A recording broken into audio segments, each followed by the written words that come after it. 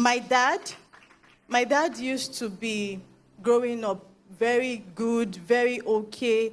He was sane, and he used to work with Ministry of Interior as one of their top persons. At 10 to 11 to 9, my dad started getting upset and angry. He would just wake up. There's this cutlass he usually would keep under his pillow. And we have always wondered, what is this cutlass for? Until we got to find out and understand that that was for my mom. So whenever, he wasn't like this before now, like I said. So whenever the episode starts, he would beat her up with it, and he would, most of the time, lock us up for us to witness it, and we would clean up after him. And then, for the other times, we would,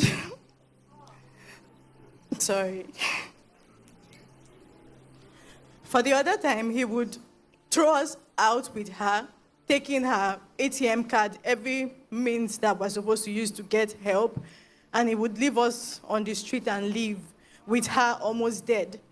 So the place we would usually go to was Chisco Park at Utako, because that was where her family knew to come pick her up from when we would contact them. And over time, it kept on happening and happening. Most of the time, it could be pisu, like what you used to pound yam. And then, these are my siblings. And then, in 2012, he told us, oh, you have to move to Cross River State. And we were like, we're already in school. My siblings, we already have friends here. At least we're trying to blend.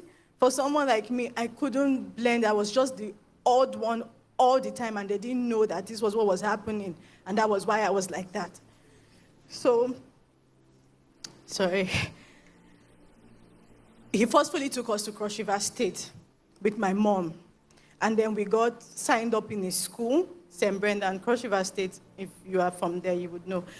And then we went there, and one of those days, we were in school and we heard kids, children shouting. And we were like, what's going on? Is something fun happening outside? So we went outside and they were like, oh, your dad is here. I'm like, my dad can't come to school, because they used to see us like, oh, the rich kids. But they did not know that I was wishing to be like those that did not have and had peace.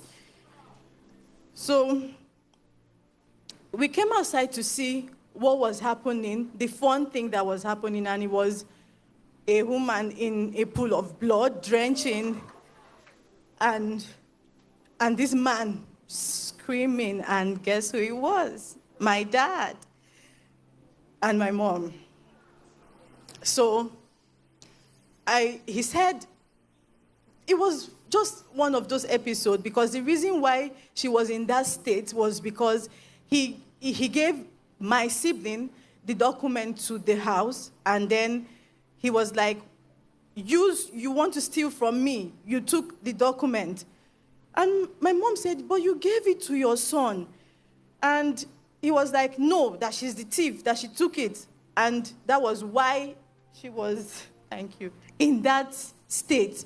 So he brought her to school to confirm that indeed she was the thief, and she took the document. Meanwhile, the document he actually gave it to my sibling, and my sibling confirmed that the document was with him. And after that, he said, you people can't go to this school anymore. You have to come back and sit in the house. And it was the time where I was supposed to write my WAEC, and we're like, please, the people in the school, the head, were saying, okay, let the siblings go. We're 7. I'm the eldest, 6 boys and just me. So they were like, let the boys go, the girl can just write her WAEC and then come back to you, and it's like, they are my property, they are my own, and I would do what I want with them. And they were like, okay, no problem, you can take your children. And he took us back home. And then when we went there, he would go out and lock us up with a padlock because he did not want us to possibly run away. But one of those days, he went out with my mom thinking she was going to run. But my sibling said, sister, we have to do something. You have to go and complete to write your WAEC because I'd already missed 2 papers. And then when I wrapped myself up like a fugitive trying to run, but I was running from my dad, I went back to write my WAEC. Just to that same day I left in the evening, he was running into the school with his singlet and his boxers, and we were like, why are you here? The principal asked, what happened? He said, Daddy came back and got to find out that something fishy had happened, and he told me to leave. So he wanted to use a machete on him, but he already had nails.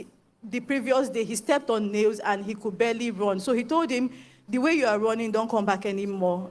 And he told my mom to live with her evil children and not come back. And he came back to Abuja.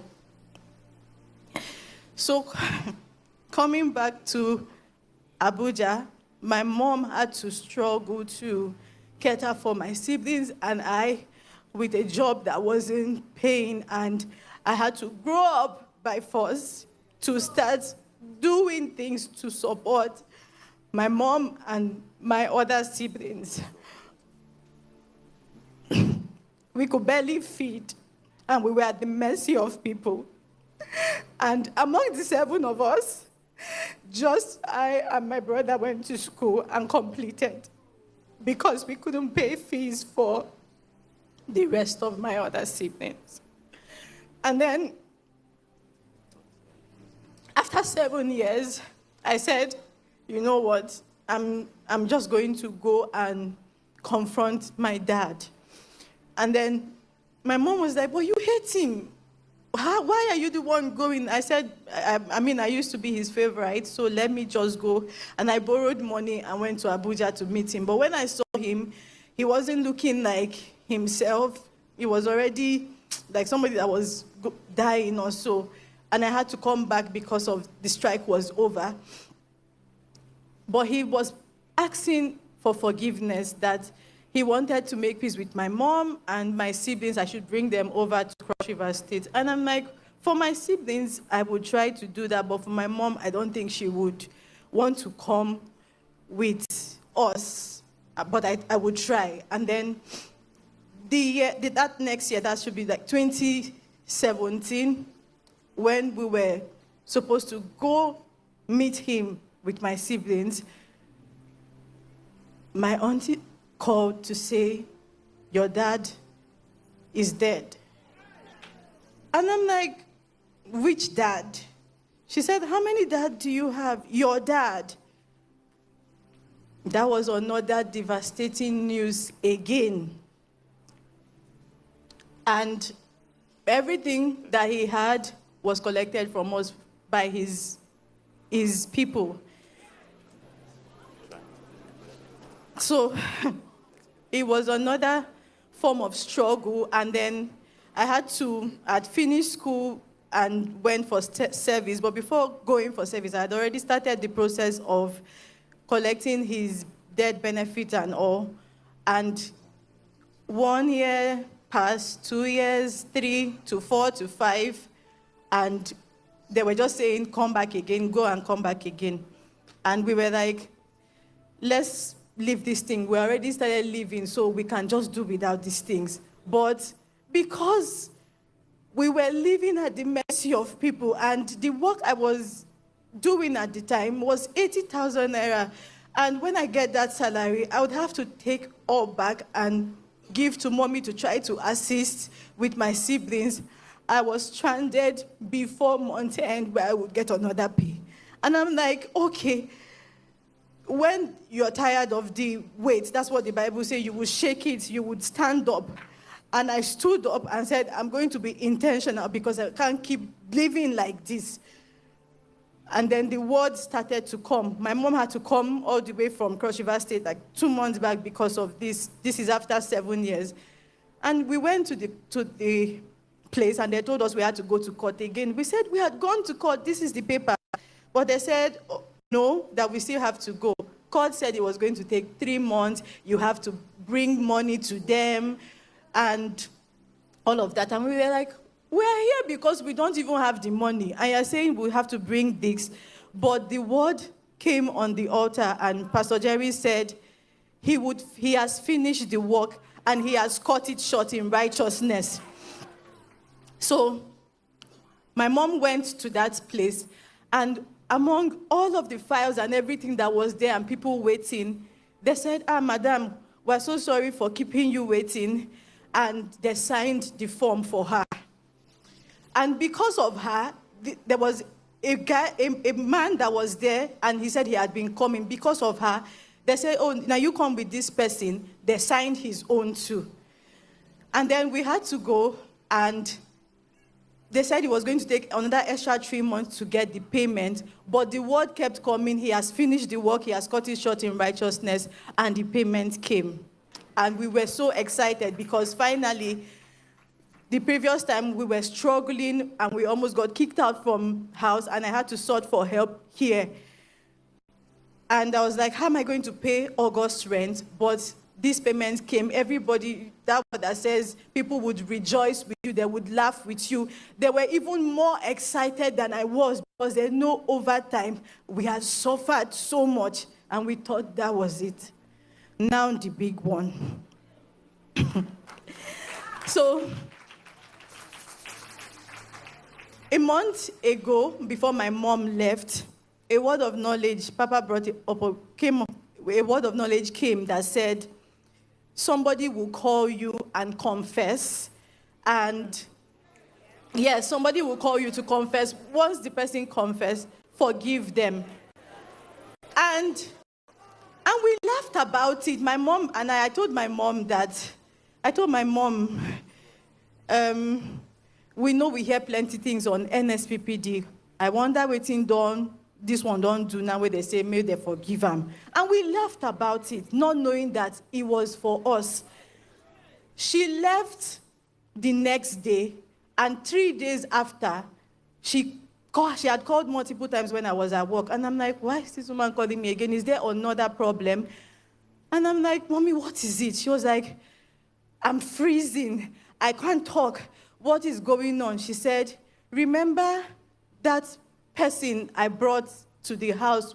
The lady was 15 years old. And I'm like, yes, I can't remember who this person is. And immediately my cousin called from my dad's because he was with us at home. And he mentioned her name. And I'm like, yes, I know the person. So he was like, that's the person Mommy is talking about. I ended the call and called my mom back. And this person was saying, I'm dying. I did die, oh. I beg, forgive me for what I do. And my mom was like, I've forgiven you for what you did. And what did she do? Along the line, she started having an affair with my dad. And my mom got to find out about it, and she apologized, and my mom said, that's okay. And this is like 20 years. 20 years after. My mom said she did not know where she got her number from, who she got the number from. And then she was like, I've forgiven you. But she said, no, please forgive me. My mom said, what am I forgiving you for? And she opened up to say, everything that happened over all of these years, she did it.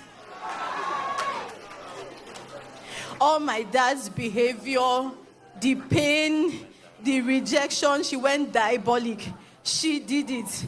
And that was the word of knowledge that Papa said somebody was going to call you. My God is a house of wickedness. Oh my God, how do I explain This is a household wickedness. They are using it to strengthen a wicked covenant. The sound of your amen. Let it be broken. Let it be broken.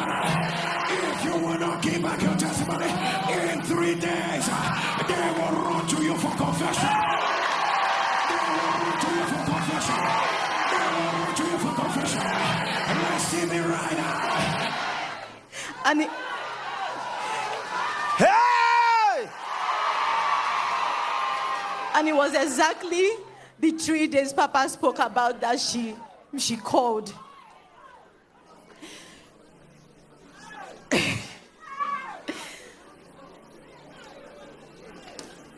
We are forgiving them. It's hard.